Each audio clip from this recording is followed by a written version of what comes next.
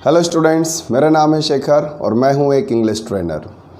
कभी कभी हमें इस तरह के सेंटेंस बोलना होता है कि जैसे ही मैं घर आया वैसे ही मम्मी ने मेरे हालचाल पूछे, जैसे ही मैं बाहर निकला वैसे ही बारिश शुरू हो गई, जैसे ही हम झूठ बोलते हैं वैसे ही लोग हमारा झूठ पकड़ लेते हैं, या ज्यों ही मैं यह कोशिश करता हूँ त्यों ही मैं कामयाब हो जाता हूँ।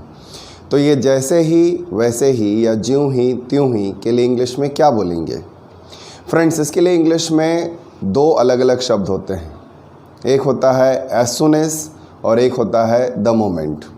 दोनों के इस्तेमाल करने का तरीका एक जैसा है और बहुत ही आसान है। हिंदी में जब आप ये वाक्य बनाते हैं तो जैसे ही के बाद एक पूरा सेंटेंस बोलते हैं और वैसे ही के बाद फिर दूसरा अगला सेंटेंस बोलते हैं, और ज्यों ही त्यों में भी यही कॉन्सेप्ट हमारा लगता है। लेकिन इंग्लिश इससे भी आसान है। इंग्लिश के वाक्य बनाते समय आप एज सून एज फ्रेज़ का इस्तेमाल करें और उसके बाद एक सेंटेंस बोलें और उसके बाद दूसरा सेंटेंस बोलें।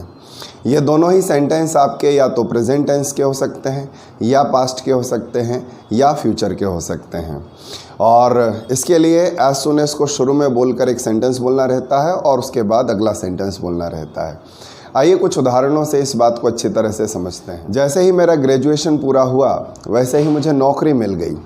तो पहला सेंटेंस है मेरा ग्रेजुएशन पूरा हुआ, सिंपल पास्ट टेंस का वाक्य है, और मुझे नौकरी मिल गई, ये भी सिंपल पास्ट टेंस का वाक्य है। तो हम सबसे पहले बोलेंगे एज सून एज, उसके बाद बोलेंगे मेरा ग्रेजुएशन पूरा हुआ, आई कंप्लीटेड माई ग्रेजुएशन, और मुझे नौकरी मिल गई, आई गॉट अ जॉब।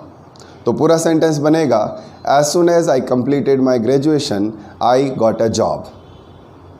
इस वाक्य को आप इस तरह से भी बोल सकते हैं, I got a job as soon as I completed my graduation.